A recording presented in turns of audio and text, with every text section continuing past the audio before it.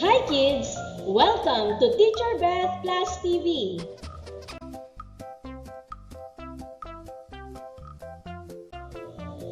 English.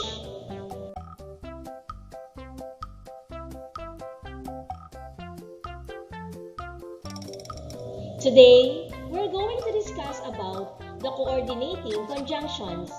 In this lesson, you will be able to learn and understand when and how to use the coordinating conjunctions. Are you ready?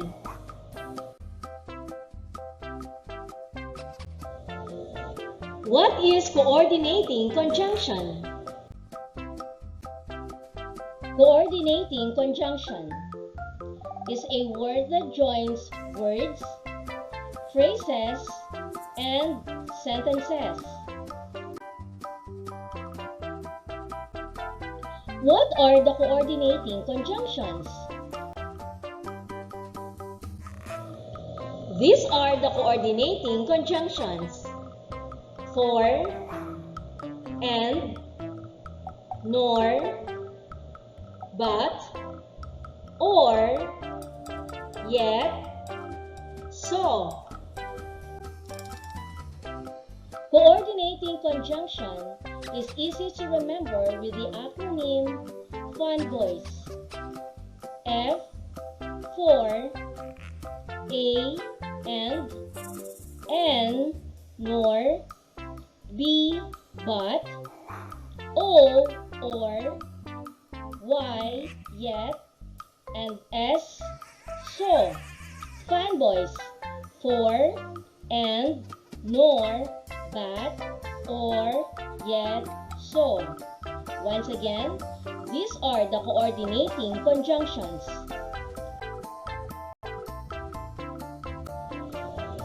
When to use the coordinating conjunctions?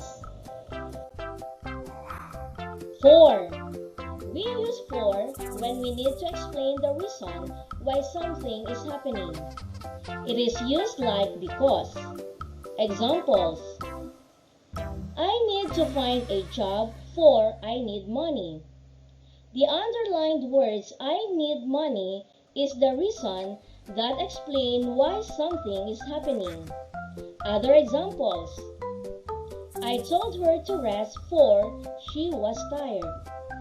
And I was late for my car broke down. Once again, the underlined words are the reasons that explain why something is happening. And. We use and to combine similar ideas or to add information. Examples: my sister wants to be a singer and a doctor. I have 1 cat and 3 dogs. She can sing and she can dance. The underlined words are the similar ideas or the added information joined by the coordinating conjunction and. Nor. We use nor to present a negative idea with another. It is used to say not. Examples: Kate does not like grapes, nor does she like apples. He does not eat vegetables, nor fruits. She does not want to do the dishes, nor does she want to take out the trash. But. We use but to show a difference and contrast or an opposite idea. Examples: I really wanted to go outside and play, but it was raining. Kate and Lynn wanted to eat burger, but no one wanted to buy it. I want to cook spaghetti, but there is no pasta. Or. We use or to present an alternative idea or choice between 2 or more options. Examples: be there on time or you will miss the train. We We could go to the mall or we could go to the park. Which color do you like? Red or blue? Yet. We use yet to present an outcome or contrast. Examples. I was upset with my friend, yet I helped him with his report. The weather was cold, yet I enjoyed very much. I said yes, yet my mother said no. So, we use so to present a consequence or result. Examples. I wanted to relax, so I went to Boracay. Jane's clothes were dirty, so she washed them. I know you must be tired, so I will let you rest. Once again, these are the coordinating conjunctions. For, and, nor, but, or, yet, so.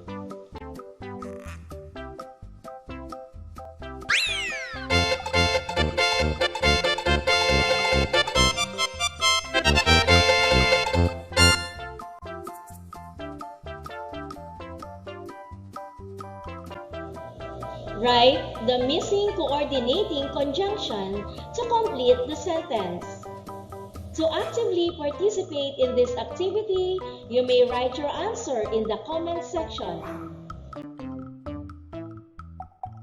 Are you ready? I know the answer, blank, I can tell you.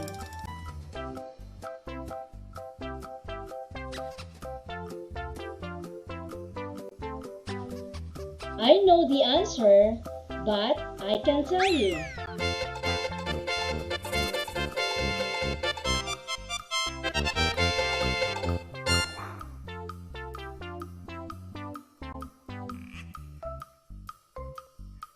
Should we go by train, blank, take the bus?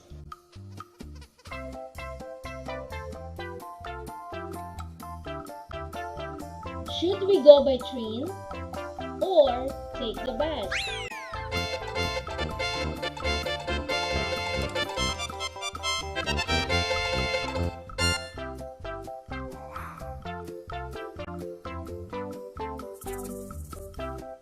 She has a small house, blank, it feels very spacious.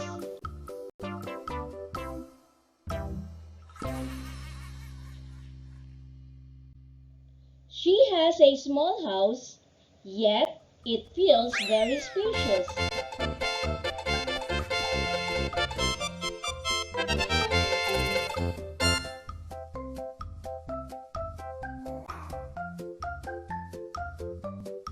He did not study, blank, he failed the test.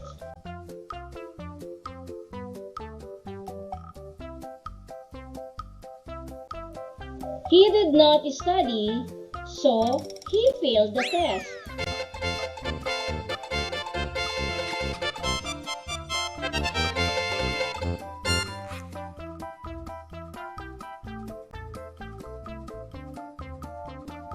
He does not like basketball, blank, does he like volleyball?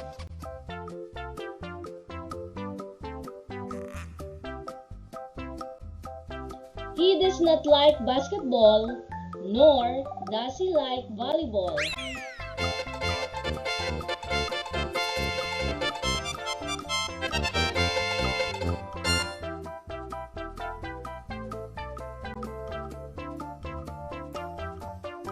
I will be late for the practice, blank, I will be having lunch with my friends first.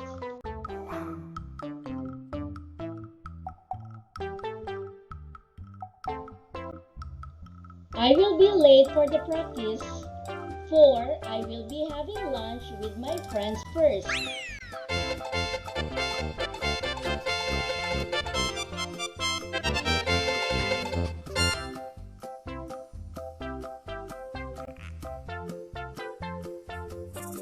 My pet Shasha likes to eat chicken blank bread.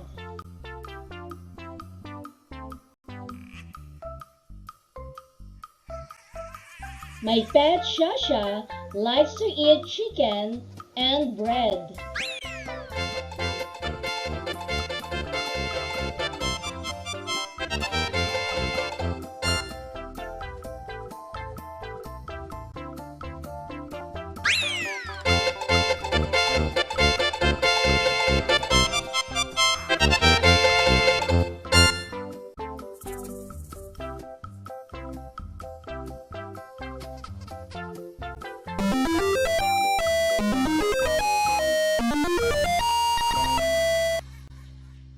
Thank you for joining me.